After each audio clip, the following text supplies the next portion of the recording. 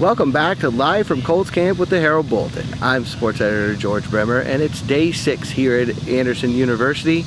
Colts have been working for exactly a week. It was 7 days ago when they reported here for the training camp this summer. And what we've seen so far is heavy competition. Some of the best competition is happening at the wide receiver position. That's no surprise given the talent there. Head coach Chuck Pagano told us earlier today, a new receiver seems to step up each day in practice. Again, those guys are working extremely hard. They are making plays. Somebody sticks out every single day. It's like I don't know if it's a master plan, but Deron Carter yesterday, he's plucking balls, off of DB's heads like eating peanuts. But I mean, the guy's phenomenal. Man. Now we're going to hear a word from our sponsor. When we return, we'll talk with long snapper and new entrepreneur Matt Overton. At Sell It Again Sam, you'll find anything and everything for your home. For that one-of-a-kind accent piece or a total home makeover, you're sure to find it, and at a price you won't believe. Browse a truly unique inventory that's always changing at Sell It Again Sam, where it's a new experience every time. Welcome back here to Anderson University. It is the 6th practice day at Colts Camp, and our guest today is long snapper Matt Overton. Matt, thanks for joining us. You bet, anytime, man. One thing I wanted to talk to you about, you get the new contract in the offseason. What did that mean to you after, I think a lot of people are familiar with your story and the journey you took here to get that deal and to have a second contract in the NFL? Oh man, it's quite the honor, quite a blessing. It just goes to show that hard work pays off, and it felt good that Colts wanted me back for 4 more years. And progressed every single year, really have grown. Coach McMahon and Coach Boyer really pushed me to be a great player, and it's really challenging even till today.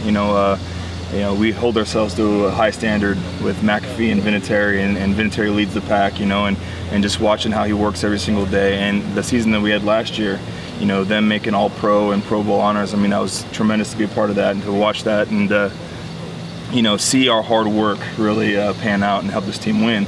And so the bar's been set high, and so this year's no different. I'm just lucky to be here again and helping this team win. That's one thing I was going to ask about. 2 years ago, you're a Pro Bowler. Last year, both Pat and Adam are Pro Bowlers. They're both first-team All-Pros.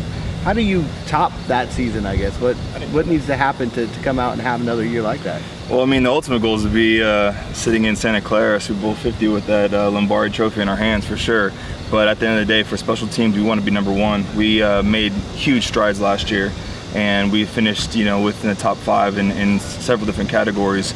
And it just goes to show, McAfee controlling the field position and switching it, flopping it, putting our defense in a great position, and Vinatieri almost being perfect on the season. That's one that stings because we want it to be perfect for the whole season. I know that's our goal every year, and so we're excited about this year, just growing off last year, and we want to finish number 1 across the board. Fans are watching great competition, obviously, everywhere during camp, the offense and defense going at it.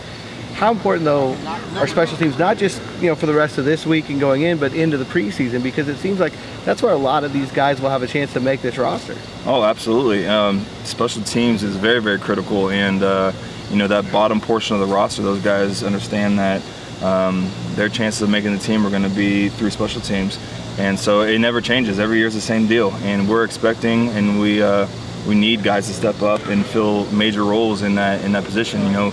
Dewey McDonald last year stepped up and filled a vital role for us throughout the year in special teams, and I think an example like that motivates young guys, and so we have a lot of talent out there from the punt returning standpoint, from the kick return standpoint, and just core guys that we need to fill roles that we lost, unfortunately, during free agency. You mentioned Santa Clara. Obviously, California is home for you. Expectations so high for this group this year.